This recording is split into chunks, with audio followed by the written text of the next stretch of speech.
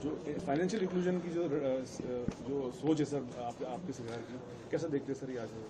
देखिए, आज बहुत महत्वपूर्ण दिवस है।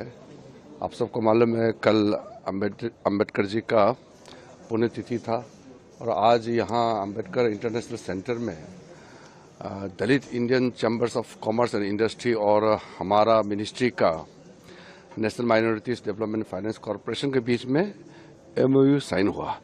इस एमओयू के तहत जो हमारा माइनॉरिटीज़ के लोग, दलितों में, आदिवासी में और कई जो वर्ग है, जो माइनॉरिटी कम्युनिटी के जो कमज़ोर वर्ग है, उसको आर्थिक सहायता दे करके उसको हम एंटरप्रेन्योरशिप के दिशा में कैसे ले जाना है और जो फाइनेंशियल सपोर्ट देता है। प्रधानमंत्री मोदी जी ने जो फाइनेंशियल इंक्लूजन का बात जो कही है, वो छोटे छोटे वर्ग के लोगों को फाइनेंशियली हम कैसे समर्थन दे करके उसको हम आगे बढ़ाएं, इसके लिए ये पहल है।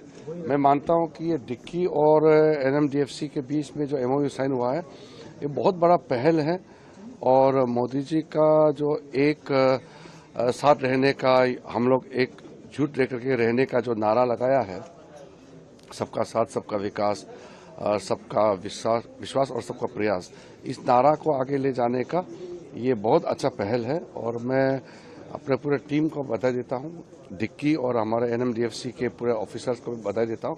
अब हम उस कमज़ोर वर्ग तक पहुंचेंगे जो पहले कहीं जो छूट गए हैं।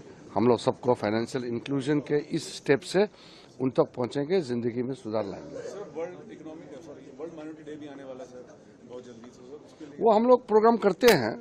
हमारा देश में माइनॉरिटीज़ के लिए जितना भी मोदी जी ने काम किया है और हमारा माइनॉरिटी अफेयर्स मिनिस्ट्री के माध्यम से जितना स्कीम्स चलाते हैं, दुनिया में कोई ऐसा देश नहीं है जो माइनॉरिटी स्पेसिफिक इतना काम करते हैं। अल्पसंख्यक के लिए जो काम भारत सरकार जो करते हैं और अल्पसंख्यक मंत्रालय के माध्यम से जो काम होते हैं, किसी देश में उसका बराबर कहीं काम नहीं होता है। इसलिए हमारे लिए ये बहुत खुशी की बात है कि भारत देश में यहाँ मेजॉरिटी माइनॉरिटी बोल के नहीं है, बल्कि माइनॉरिटी लोगों के लिए तो स्पेशल यहाँ ध्यान दिया जाता है। तो ये तो सबको इसमें सेलिब्रेट करना चाहिए, सबको मानना चाहिए, गर्व होना चाहिए भारत का एक नागरिक होने के नाते। सर, एक आखिरी सवाल ये कि आप महाराष्ट्र चुनाव में थे, आपने पूरी मेहनत की। सर, वहाँ पे एक समाजवादी पार्टी के नेता विधायक बन चुके हैं, वो कह रहे हैं कि ईवीएम में कोई गड़बड़ी नहीं थी, मैं जीत के आया हूँ, पर लगातार जो विपक्ष है वो कह रहा है कि ईवीएम में गड़बड़ी थी।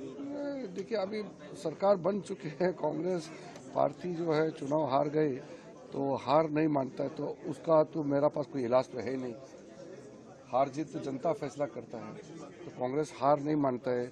99 सीट्स लेकर के पार्लियामेंट में वो सोचते हैं और कहते हैं कि वो जीत गई है, तो उसको हम क्या इलाज कर सकते हैं, बताइए। प्लीज